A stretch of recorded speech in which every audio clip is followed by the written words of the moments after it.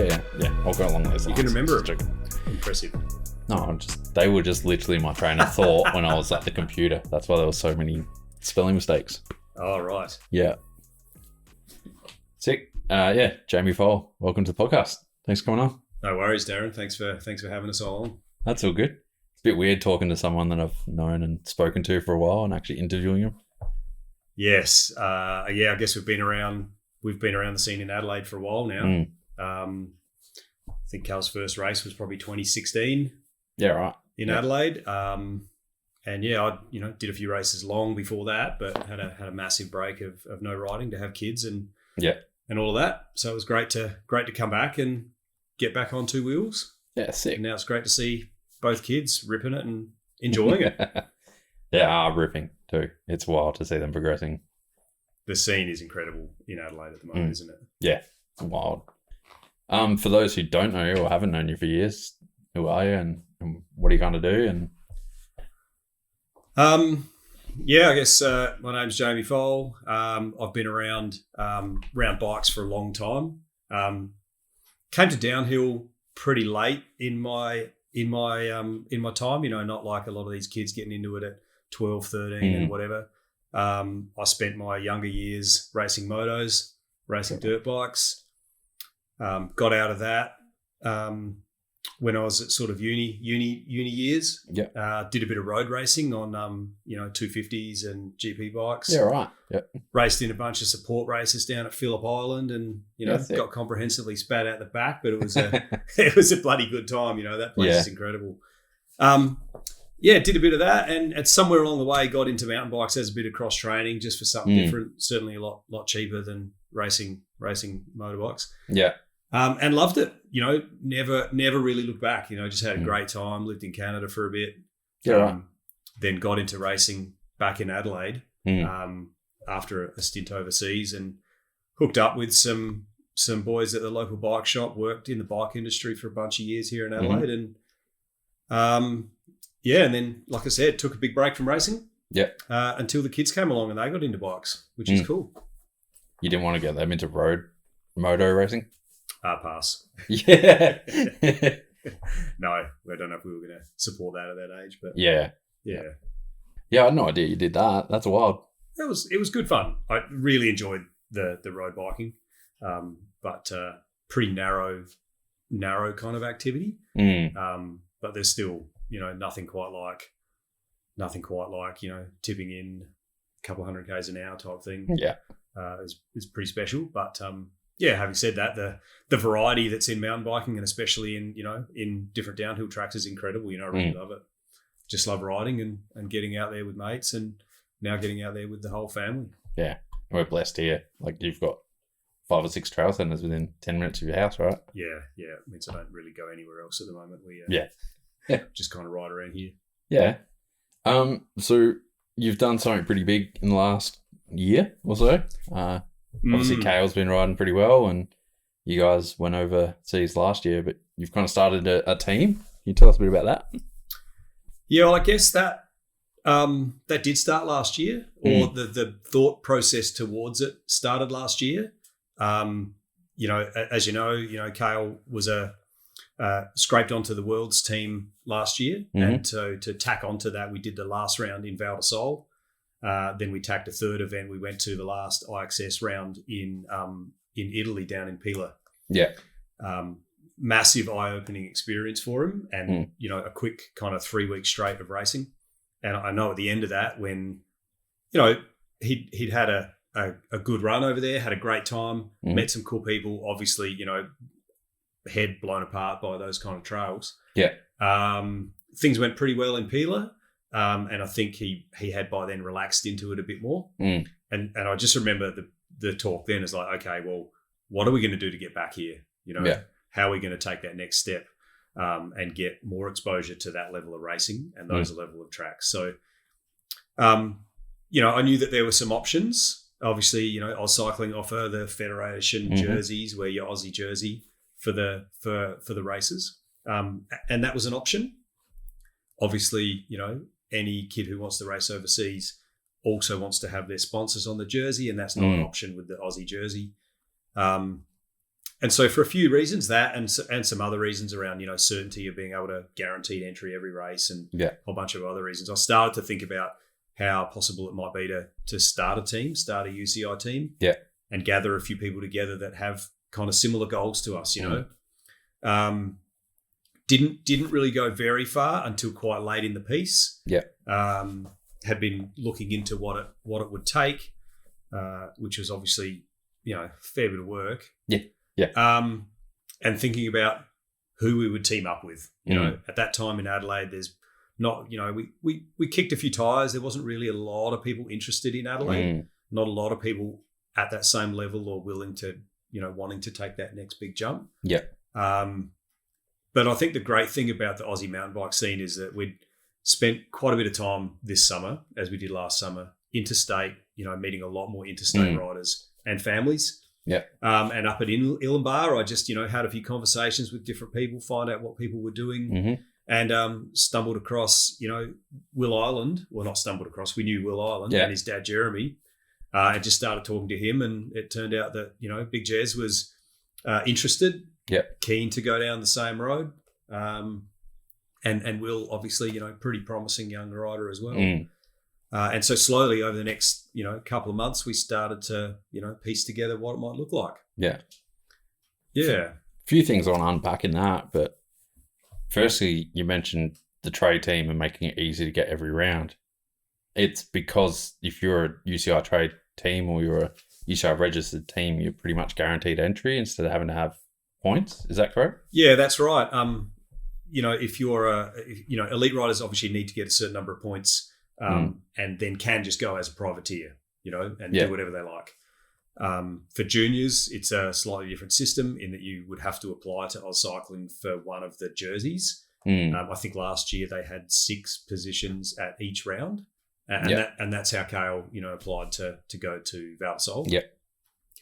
But you obviously aren't guaranteed because there might be 10 or 15 kids in Australia that want to apply for it. So you're at the mercy of that system a little bit. Whereas if you do form a team, like you said, if you form a proper UCI team, then you're guaranteed an entry at every event. And how long did it take you to work out the process for that? Because it is hard to find anything around that. Well, I think even harder because of the transition, in the sport from last year to, 2023. So it was hard. And I think part of it was a lot of rumor. We couldn't find any information about what was going to change. And there was talk of the team fees like just being out of control, expensive. And that would have been an absolute showstopper for us. So exactly. We kind of sat on it and tentatively, moved towards it until we could find out what was happening. And I guess in December, might have been roughly December, that some of those announcements started to come out. And then we realised actually, it might be feasible. And we'll do what we can to jump on it. The prices did go up a fair bit from when you would have started looking to... I think from last year to this year, I think they roughly doubled. But there was talk of them, times 6 and ridiculous numbers like that. So luckily that was all just bad rumours and it ended up, more expensive, but still achievable. And we touched on you need points, and part of the reason you're doing this is to avoid the whole point situation. It's almost impossible for Kael to get enough points without being in Europe or being in other countries, or it's impossible for Ellie or most of them to do it through the point system. Is that a big part of the whole team as well? It's certainly a factor. I mean, I think with events in Australia like the Nationals and Oceanas and, Cranksworks and so on, there's some points that would allow you to go and race as a privateer. But like I said, that's not an option for juniors. True. But certainly for the elite riders, they could go and do that. So Josh, might have had enough points from Oceanas or Nationals. He obviously did, pretty well in the Nationals. So they might have, but it's, that's pretty late in the season to kind of know where you stand to then, right now, let's quickly plan to go to Europe. So that wasn't the only reason. I felt last year that going as, one rider, one dad. It was okay, but we didn't have any support network around us. And so if you're a young elite rider, maybe you're not with mum and dad anymore. It's potentially pretty hard for you to get there with the right support. Yeah. Or you're doing it as a privateer out the back of your van by yourself or with one other person. Yeah. There's no one to lean on if anything goes wrong. Yeah, that's right. So I did feel that if we got a few people together that were in a similar boat and keen to get that experience, then we're going to be in a better position to support each other. Yeah. Create a good, fun, supportive team environment. That way, we've got a presence in the pits. Yeah. And we can go better than solo. Who's on the team for the year? Like who have you picked, and how'd you kind of pick them as well? Well, obviously Will, from having spoken, from teeing that up early on with Jeremy, and then it was just a matter of finding out, who was available, who wanted to go to Europe, and whether they were keen to jump on board. So we spoke to a bunch of people. Jeremy over on the East Coast obviously knows a lot more of those guys from local club races. Yeah. And he did a great job of networking and we met different people and just sort of managed to find people that are really on the same page. Yeah. So you've got, was it Josh Arcus? Yeah. Ellie. Yep. Duke. Yeah, elite. So we've got 3 elite. Yep. The elites. Ellie Smith, obviously, elite woman.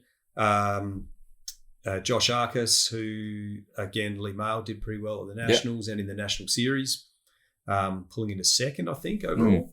And then Duke, who has, obviously that was his focus has been more around, free ride and slope style, that sort of thing, pump track. But, he certainly enjoyed, he says, his return to racing. So keen to get out and do a World Cup or two. In the juniors, Kael and Will, and another lad from interstate or from over east as well, Alex Lord. So. So Alex and Will are both first year juniors. Yeah. Cool. And both obviously doing really well as first year juniors. So I think it's a great step for them to get overseas in their first year of juniors. I think it was hugely beneficial for Kael to go over there and experience that in your first year of juniors when it doesn't really matter. So I think it'll be great for those guys to get over there, in year one. I think having Duke on board as well is going to be good because he'll be able to help bench and he beats to his own drum, old Dukey. For sure. But he's, he knows how to do a track walk. He'll be hot on lines. He's obviously good on the tools. He'll be great support for Ellie and the rest of us. And, as you know, good fun dude too. Oh yeah, 100%. Talking to him today.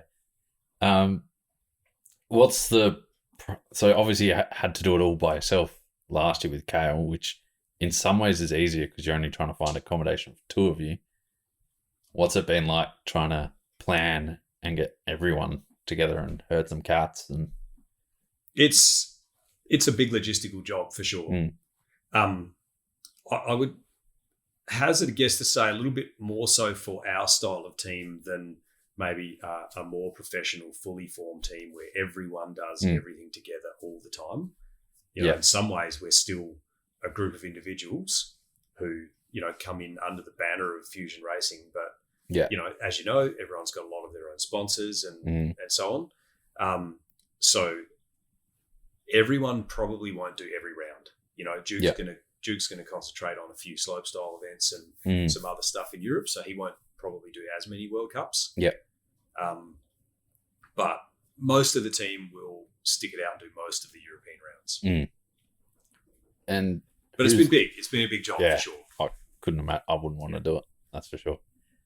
How's it been managing you guys' sponsors? Because obviously Kael's on Fox and YT, then Ellie's on Darko and a multitude of Darko. We've got a few of the riders obviously riding their commensals. Alex on his propane, Kael on his YT. We've got a range of clothing brands between Will with his Troy Lee.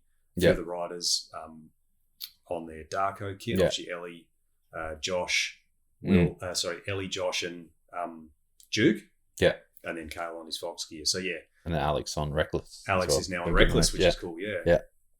So that's got to be tough to kind of manage. And it is and it isn't, because those riders have developed those relationships over, those last few years of riding in Australia, and getting to where they've got to with their own riding. Yeah. And so, super important that that's still a part of what they do as a start off team. We don't have that budget. We don't have that connection yet as a formed team to really try and bring anyone under the same banner. Yeah. So in that sense, the riders will be able to continue to push their own brands, keep their own relationships and so on. And, us as a team will be supporting all of the riders, but we won't be pushing any one particular brand of clothing or bike or whatever. Yeah. I think that's pretty cool for juniors as well, because trying to buy a bike or get a new bike all the time or having a switch and stuff, it's pretty hard, because you guys aren't getting that stuff for free. Like, most of the guys are still paying for it. Yeah. Yeah, I think you touched on something there as well, is that, I think most of the riders have probably been on their respective rigs for a few years now. Obviously Ellie's more new to Commensal, but otherwise people have been on their bikes for a while. And you get used to it. Yeah. And you know how to ride it, you know how to work on it. So I think this year that's a good thing. Yeah. Everyone stays in their comfort zone. The kit they are used to, the relationships they're used to, the bikes they're used to. And this will be like an extension of Aussie national racing. Yeah. And I mean, most people might know this, but like, some of the support these guys are getting is not huge. Like, even though they've got a Commensal tag on their shirt or, big Fox logo, they're not getting paid thousands of dollars every year to go and race. I mean, some of them might be, but is it hard kind of trying to find that support in Australia at the moment from brands, especially with like the market? Yeah, I guess Australia is still a much smaller market than Europe, and a lot of that World Cup racing is obviously centered on Europe. That's where the viewers are. That's where the population is. Yeah.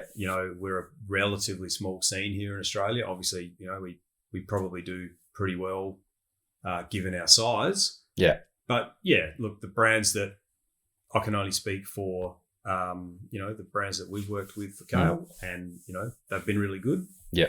I think the support that comes for junior riders has actually been pretty good. But you're right. I don't think many people in Australia are making much money out of mountain bike brands. But but that's the market we have, and it's a good stepping stone to try and get overseas and get noticed. So would you say that you're almost setting up like a feeder team to the Euro feeder teams in some way? Like, you're taking these guys and helping them get to the Europe where they can maybe get noticed from like a smaller feeder team over there and go to the factory team? Or is that kind of what you're thinking? Or look, it could go one of two ways. Yeah. And it'll be really interesting this year to see how that plays out. But at the end of the day, the whole mission of the team is to take junior riders and young elites, or help existing riders get overseas where they might have otherwise struggled. Get them over there in a team format. Yeah. And simply get them more exposure to that scene, which I think we can do better as a team rather than a group of individuals. Yeah. And if that means that that's a springboard for them to get on, like you said, a feeder team or whatever team overseas, then that's great. Yeah. There's no shortage of hot talent in Australia to back that up next year. Yeah. And for me, having seen what it looks like over the last few years and how hard it is for riders to get to Europe, I'm really interested in helping create that pathway. Yeah. If the riders come on and spend a couple of years on the team and have success by moving on to a bigger team, then that's awesome. Then I think we've done our job. Yeah, exactly. Who's kind of funding this, and like, how are you raising money for you guys to get over there? Are you all kind of chipping into one big pot, or like, do you know a rough price estimate of what it would cost for someone to go into a full season? Because I haven't seen anyone really put it out there before. No, I I mean, there's a million ways you can do it. Yeah. You can obviously go a lot of privateers that go on dirtbag in the van and, living in the campground at Morzine all summer, that sort of thing. And I suppose you can do that relatively inexpensively.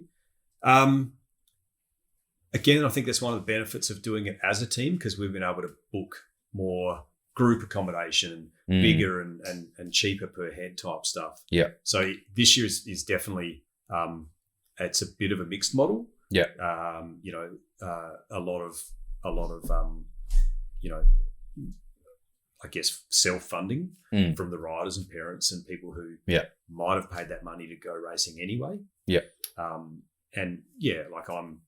We're setting up the team infrastructure. Yep. And still working on some external funding to help smooth that way a little bit. Yeah. Got a few things in the works that haven't quite landed just yet, but if that does, that'll really help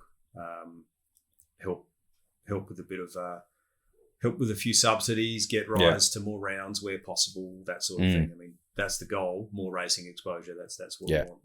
And it's hugely different over there, right? Like you see some of Australia's best riders go over there and absolutely struggle because it's so much different. Like the terrain's different, the race style's different, everything. So giving these kids and these guys exposure is huge. I think it's a lot of the little things too. Like if you're living out of the back of your van or you're living in a hotel with strange food and you get so used to your groove. Like Australia's an easy place. Adelaide even more so, an easy place to go racing. You've got good access to your car, all the stuff you've got with you. Yeah. You head overseas and if you're by yourself, you've got your little toolkit, a few spares. Yeah. And wing and a prayer, and you got to make it work. Yeah. And we did a bit of that last year. We prepped really well. Yeah. Barely needed anything. Like everything held together really well. Obviously with other Aussies out there on the circuit, got some good advice, got a bit of help. Yeah. From some of the other Aussies that we knew. But otherwise, it's an unfamiliar environment.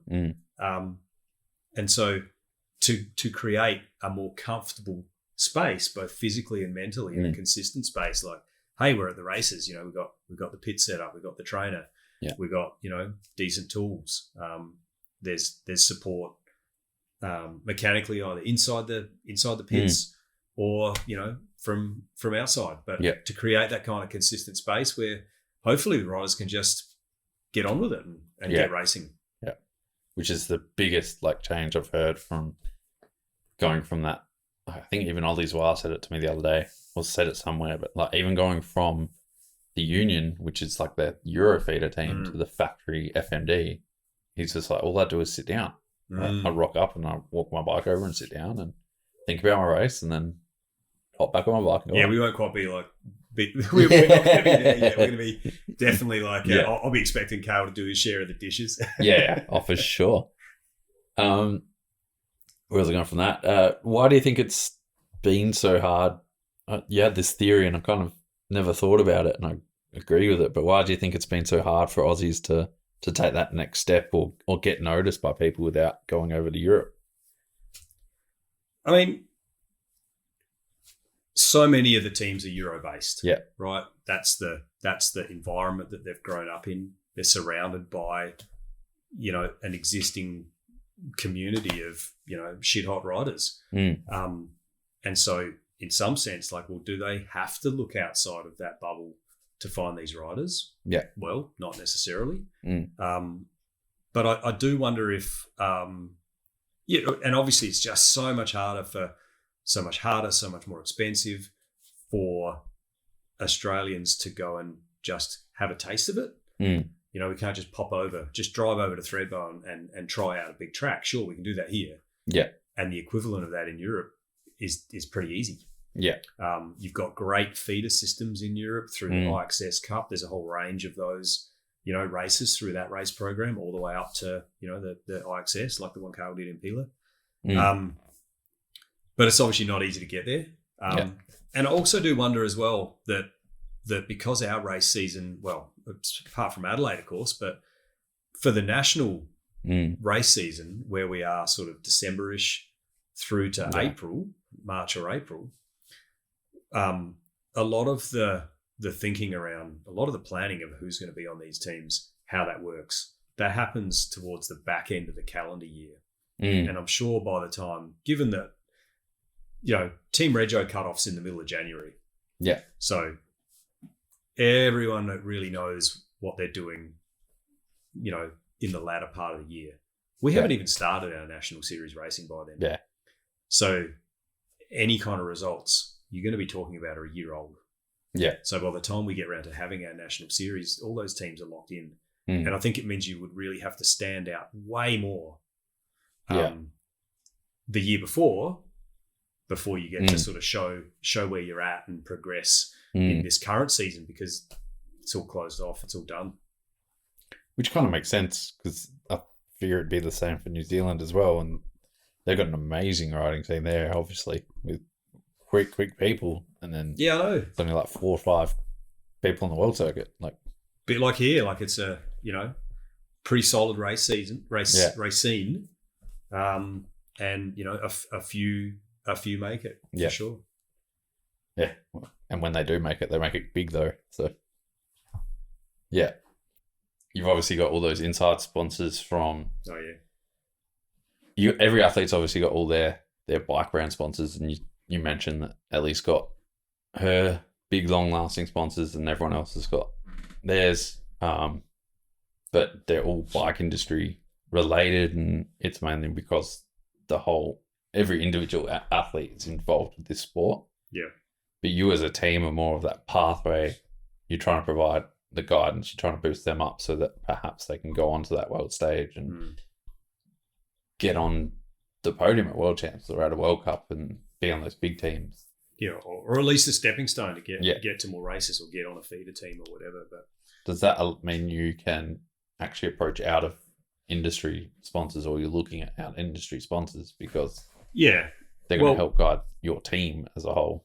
We are, we've got a couple of irons in the fire at the moment, but if the riders, like I said, the riders do have most of their own sponsors that they've had for some time already. And if we are going to be that kind of development team or pathway team to just that first step to get out of Australia and get to Europe and get exposed, then what we are really looking for is more involvement, more partnerships outside of the bike industry, and that way it's not going to interfere with any existing sponsors. We're not going to go pick up a bike industry clothing sponsor. We're not going to go pick up a wheel sponsor or whatever, because it's going to clash with someone at some point. If not this year, then maybe next year. And so the relationships we're out trying to build are outside of the bike industry. So it's brands that will identify with a group of young Aussie kids trying to have a go, young athletes, that style of thing, and bring in some fresh product into the bike industry or into the racing scene, and a bit of funding based on that. Yeah. So if anyone from United Arab Airlines or Singapore Airlines or someone is listening, then when you look at what it costs to get over to Europe, then certainly one of the major accommodation providers would be pretty nice. But Airbnb CEO or someone. I don't know. Yeah. But certainly, that's in Europe. But of course, remember that we still want to run races as a team in Australia, and so we're very much about getting exposure for Australian kids and Australian brands. I really think that the Aussie racing scene is really top notch here. You go to those big events, they're just run, Threadbow, Cannonball, the stuff down at Medina. It's just run so top notch and produces such good racing that leveraging that and getting those riders, those kids that are able to perform at that level, then it's the what next step. And for last at least 5-6 years, there hasn't been teams at those either, really. Other than you see the SRAM Pit and you see the Crush Tent, you see every brand there, but you don't see many teams. Whereas now there's kind of 4 or 5 within Australia, and It's getting there, isn't it? Yeah, for sure. It's maybe, hopefully, returning to a bit of strength again. I'm super keen to see what happens with the Aussie series, with the national series again over the next couple of years. Yeah. It's obviously been gone a long time. Yeah. And kudos to Oz Cycling and all the individual clubs that pitched in to, have a bit of a test run this summer, and give it a shot. It's gonna get bigger and stronger, from here on in. So as that scene redevelops, and gets stronger again, then we'll maintain our presence and focus on Aussie national racing in the summer. Riders with their own kit, and we'll be in a great position to support and provide exposure for any Aussie brands that end up on board. Yeah, that's sick. I rate that idea too. And just getting those outside sponsors, getting that support, getting everyone in. Yeah, that's sick. I mean, you can see that there have been times in mountain biking history where there's been a lot more outside involvement, and obviously, we see it in Europe. There's Volvo Canada. Yeah, for sure. There was some big money back in the 90s and 2000s that were outside of the industry. Yeah. It can only be good for the sport that happens more. And maybe this year with a change in structure at the World Cup level, more eyeballs. Yeah. Maybe that's going to help. It's going to be huge. Everyone's doubting this new thing, but I think it's going to be massive. Yeah. We'll see how it goes, but we're definitely pretty excited. Yeah. We've only got a few days left in Adelaide. Yeah. So the Mad Pack Up is on, and some of the other guys are flying in 2 days' time. Yeah. So it's going to be rad to get over there and get a bit of prep time in. And are you still worried that you're going to sit on the airplane and say if we got something? Or? Yeah, probably. Yeah. Damn, I forgot my work laptop. We've got lists upon lists on lists. Yeah. No. It's been a slow process prepping for a long time, and obviously we're not going to the moon, so there's plenty of stuff to. We can fill in some gaps when we get there, but I think things are about as prepped as we can be from Adelaide, and having to deal with baggage limitations and all the rest of that. Yeah, that's going to be fun. Yeah. Are you guys planning on doing all the races this year then, or how's that kind of planned out? It's yes, so far. Not every rider will end up doing every round. It is a bit of a mixed bag, but I know that like me personally, Kael will stay and do all of the European rounds. We would like to do the 2 North American rounds. Yeah. Or perhaps, maybe he will. We'll see how I go. Yeah. So we're definitely locked in to do the first 6 in Europe. And obviously, luckily for him, as national champ, he's locked into the Worlds as well already, which is awesome. Sick. We're locked into that. We'll do the test event down in Loudenville as well. Yeah. Which will be a nice break before the Worlds to head down there for another race. But I think most of the team will do most of the rounds in Europe. North America, like I said, is still a little bit up in the air how we handle that so far. Are you keen for the World Bike Festival celebration of cycling thing they're having there with all the world events on? The Road Worlds in Fort William? Yeah. It blows my mind how big of an event that is going to be. Yeah. Like having seen the Worlds last year, and having a bit of an insight into what it takes to run some races. Yeah. That's going to be massive. Yeah. That'll be so huge. I'm jealous that you get to see that finish line, because coming into that corral is going to be wild. Yeah, for Kael. I know for everyone. Yeah. It'll be wild, won't it? Like huge experience. So and it's great. There's going to be on August. Should be a good time of the year. That's going to be about as good as the weather is going to get. Yeah, some mild rain and who knows? Sunny one day, shit house the next. But yeah, that's part of it. Do you guys have goals set out for the guys riding on your team? So if say one of them's not winning or someone's not doing a certain thing, like how's that kind of come into play as well? I think the riders obviously have their own goals of where they think they are and so on. But I think more generally, again, for me, it's and Kael, it's really about those personal progress goals. I know, having spoken a lot with Will and Alex, that first year juniors is really about go over there, check it out, get exposed, see some tracks, that sort of thing, without too much expectation, and treat it as just a massive year of learning. Yeah. This year, Cal's no doubt going to want to step it up a bit. Yeah. I think going to Europe was pretty amazing for him last year. And so, he's got some goals, but he's also very careful not to, put too much pressure on actual goals, but more talk about progress and how we're learning how to approach those races. Yeah. Yeah. And I think Ellie's going to have a wild year. Yeah. If she stays in one piece, she's going to have a wild year. Yeah. She said she's super keen to really give it a nudge and get to all of those events. Yeah. Throw in a crankworks or two. Yeah. As well. Her and Duke planning on getting to those. Some of the team are going to do the crankworks at Innsbruck as well. I think some of us will maybe just go and watch, but some of the crew will be racing for sure. It's a lot of racing in a very short period of time. It is a lot. Yeah. I think if you throw crankworks in there as well, it's 4 weekends straight. That's wild. Yeah. Yeah. I'm tired thinking about it. You can have that. You can have that. So you've got all this planning, you've done all this work, but how have you managed to fit this in with your day job, working with kids? Like, you got 2 kids, you always got the wife, you got everything going on in life as well. Somehow, and look, it's once we got going and once we made that decision that, hey, I think it looks feasible, and a couple of things fell into place so that it would work. It was a shitload of work. An absolute shitload of work. I know I almost had another half-time job at nights for a month or so there, trying to pull some stuff together.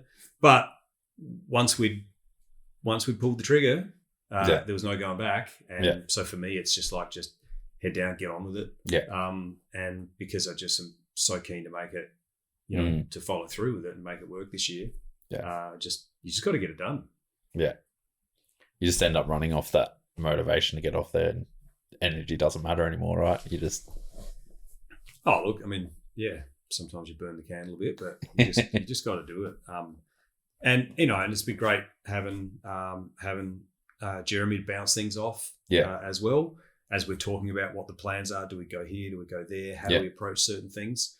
It's been great to have him to bounce things off to make plans for sure. Yeah.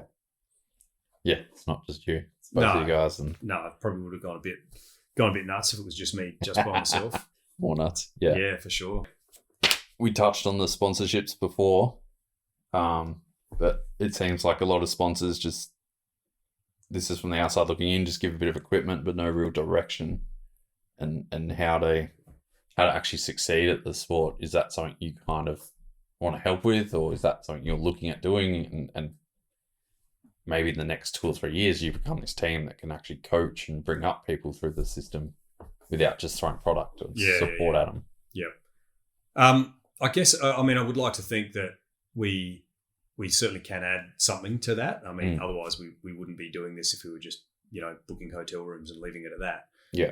Certainly, we're here because we think we can add value to that rider to go out and do their best. Yeah. And I've been in and around racing in different forms for a long, long time. And, Jeremy as well. He's, raced a bit of mountain bikes back in his day and was a moto dude as well. Yeah. So certainly we think we can offer a bit of that support. Like you said, we're not throwing equipment at people and saying, here, just get on with it. The riders have come with their own brands, which is awesome. They've got their own gear they're used to.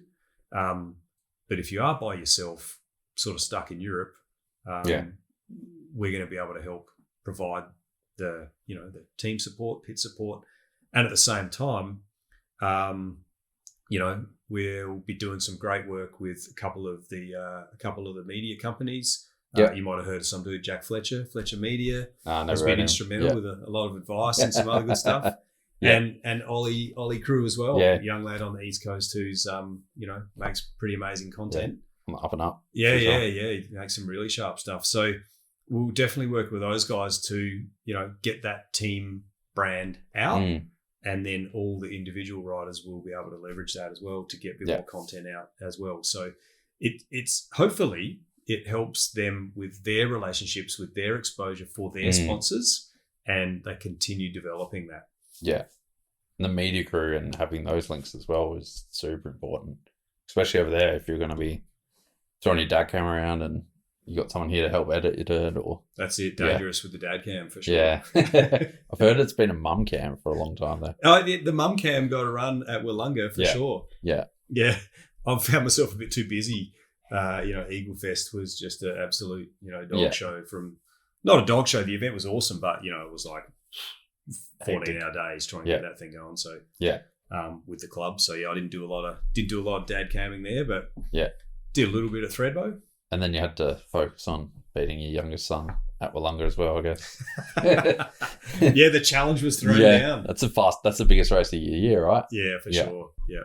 I really loved that process when Kael was younger, as he came up. Yeah. And me getting back into riding again. We kind of both progressed again for a few years and the battle was on. And then obviously once that happened, he was just off, smoked me. We're going to see you at Masters Worlds one day? Nah. No? But I get to do the same thing with the second kiddo now with Leith. So thick. It's going to be fun. But I suspect if he has, he's pretty new to bikes, but I'd give him a year's racing and I'm sure he'll be smoking me too. Oh, yeah, he's not far off it. He's very quick at the moment as it is. I'm surely getting older and slower, so. I wouldn't say that. Sick. Might start wrapping things up a little bit. 3 questions I tend to ask everyone, and you've probably heard them. Didn't even think about it. Yeah. For you, I think a good one is, what is your advice for getting someone that's getting their child into racing? What is your advice for kind of getting him into racing in a healthy environment and bringing him up to be a good sportsman? And because obviously I've seen Kael at the races, and he's probably one of the most sportsman-like people and enjoys the riding his bike, and he's not you're not one of those BMX dads that's hounding him down. Like, do you have any advice for getting the kids into racing without, going too far? I think the starting point has just got to be getting into riding, or even that, as I say, it sounds a bit wrong. It's not getting them into riding, but exposing them to riding in some form. And if they love it, they'll go with it. Yeah. Like our kids were really different. One was drifting the plastic scooter and hucking off the front step at a young age. Leith less so. He wasn't into it. Yeah. He's come around of his own years later. Yeah. So I think it's actually exposing and encouraging them for sure. Yeah. Both boys did a few years of BMX, which was great, get a few skills up. Mm-hmm. At some point, they sort of thought, this is not really for me, and got them on a little cheap mountain bike, and they just loved it. So it's really just about exposure. Like, try different things. Go BMX racing, take them to the little BMX track, take them to the little jump park, lose some skin, and then just expose them to riding. And if that turns into racing, then so be it. You just got to support it and understand that it's a massive journey. It's a huge journey to get to second year under 19s and be doing well, or Josh and Ellie and that doing well, a few years into elite type thing. It's a big journey. Yeah. And at the heart of that has got to be just absolutely loving ripping. Yeah. Doesn't matter where you are. Just getting out there and having fun and doing tons of laps. Yeah, sick. Perfect. Tons of laps. I was going to say, is there anything you wish you'd kind of done differently over the last few years, or setting up this team, or with the kids? Yeah. Oh, not really. I mean, when I came back to doing a bit more riding, my only regret was probably stepping away for 10 years. Okay. Yeah. Because it's been so much fun coming back. And and just being part of that, community and the club. Mm. But no, I mean, I don't think that the kids have been pushed into anything Mm-hmm. they don't want. I think that, all the parents, in the team, we look at the history that they've had. They've all been super supportive Mm-hmm. of their individual riders. And that's about, that's about all you can hope for sure.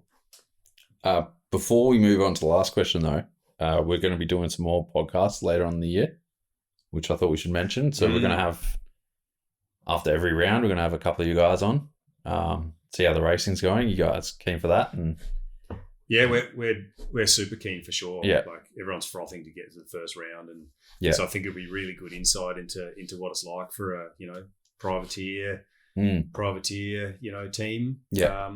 There's a lot of Aussies on teams this year. It's I don't know. I think it's probably the most I've ever seen or most I've ever heard about. But there's 4 teams. Yeah.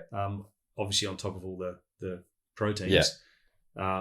So just to me that just goes to show like how strong the racing scene here is. That there's 15 to 20 riders of that caliber who get over there. So no, that'll be awesome. See how the riders go on every event and get some insight into what it's like. Eating 2-minute noodles out the back of the van. And then last question. Obviously, you've been pulling some big hours. You've been, on burning the candle at all 3 ends at some points. What do you kind of listen to? What do you do to get motivated or get the energy to? Do you have music or anything to kick your ass into gear? And definitely like a pretty wide range of music for sure. Yeah, a bit of a bandit for some 80s metal still. I grew up with my first music purchases back in the 80s were on vinyl. Yeah, and I still have that vinyl. So big on the the Iron Maiden and cool. that genre of music back then. Yeah, plenty of Sabbath and that sort of stuff, which the kids are into on and off. But otherwise, I mean, love a bit of electronic music, a bit of psytrance, and a bit of other beats that get you moving for sure. Did you ever go down the 80s hair metal route? Or? Not really, no. No, you went into that? No, not really. No Motley Crue or anything like that? No. Oh, maybe a little bit. Maybe a little Everyone bit. did their toes in. They were fringe between hair metal and real metal. Come on. Yeah.